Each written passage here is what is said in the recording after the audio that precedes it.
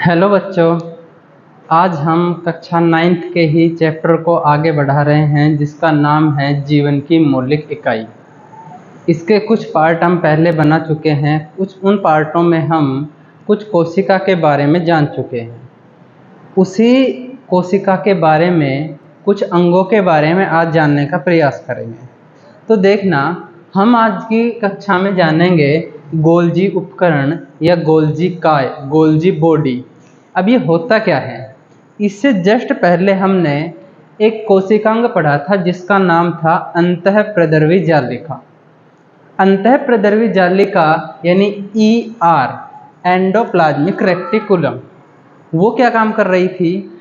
वो ये काम कर रही थी कि जो कोशिका द्रव और केंद्रक के बीच में कुछ पदार्थों का आवागमन होता है, उन आवागमन में जैसे वसा है, जैसे प्रोटीन है, यह प्रोटीन को या वसा को अंदर या बाहर भेजने का काम कर रही थी एंडोप्लाज्मिक रेक्टिकुलम, अंतःप्रद्रवी जालिका।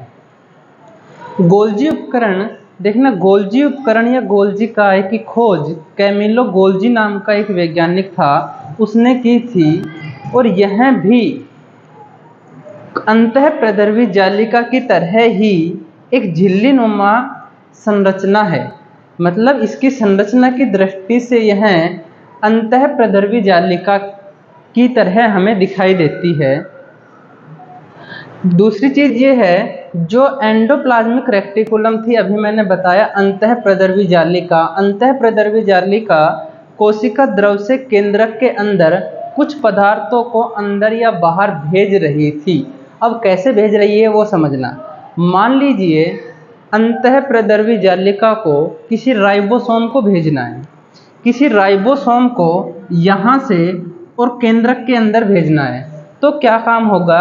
अंतःप्रद्रवी जालिका इस राइबोसोम को इस गोल्जी उपकरण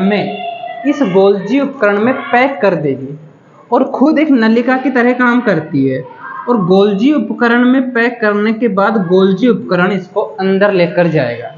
तो यही लिखा है, देखना, एंडोप्लाज्मिक रेक्टिकुलम या अंतःप्रद्रवी जालिका में संश्लेषित पदार्थ गोल्जी उपकरण में पैक करके उन्हें कोशिका के अंदर या बाहर भेजा जाता है।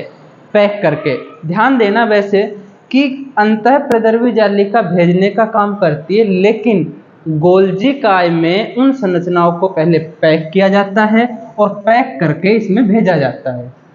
दूसरी चीज, गोल्जी काय के द्वारा ही लाइसोसोम का निर्माण किया जाता है। तो लाइसोसोम क्या होता है? लाइसोसोम भी एक गोल्जी काय या फिर केंद्रक की तरह ही एक कोशिकांग है।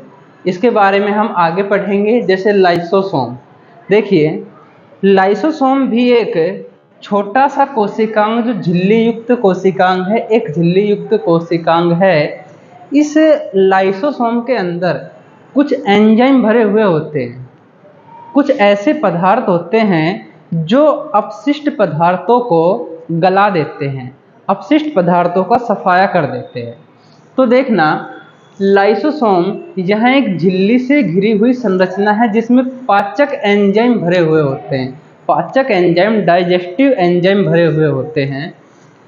इन एंजाइमों को बनाने का काम एंडोप्लाज्मिक रेक्टिकुलम, अंतःप्रद्रवी जालिका करती है। अंतःप्रद्रवी जालिका इसमें भी काम कर रही थी। क्या इसमें काम कर रही थी? कि जो हमको पोषक तत्व राइबोसोम या वसा के कण यदि कोशिका द्रव से और केंद्रक के अंदर भेजने हैं, तो वह गोल्जी काय में पैक करके अंतःप्रद्रवी जालिका भेज रही थी। यहाँ पर लाइसोसोम जो है, लाइसोसोम को बनाने का काम गोल्जी काय करता है।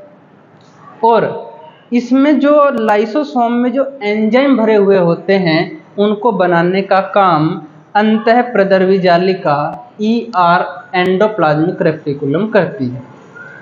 कोशिकीय चयापचय यानी मेटाबॉलिज्म, हमारे शरीर में होने वाली मेटाबॉलिज्म प्रक्रिया में, प्रोसेस में कभी कभी कोई गड़बड़ी आ जाती है, कोई व्यवधान आ जाता है, तो कोशिका क्षतिग्रस्त हो जाती है या कोशिका मृत हो जाती है।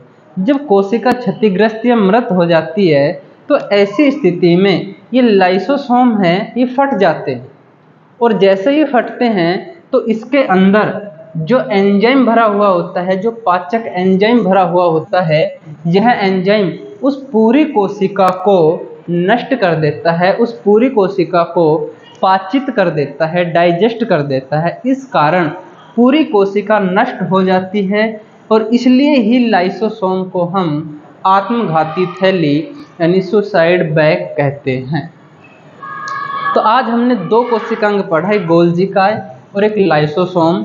दोनों का ही रिलेशन, दोनों का ही संबंध अंतःप्रद्रवी जालिका से है। ठीक है, दोनों में ही अंतःप्रद्रवी जालिका एक महत्वपूर्ण भूमिका निभा रही है।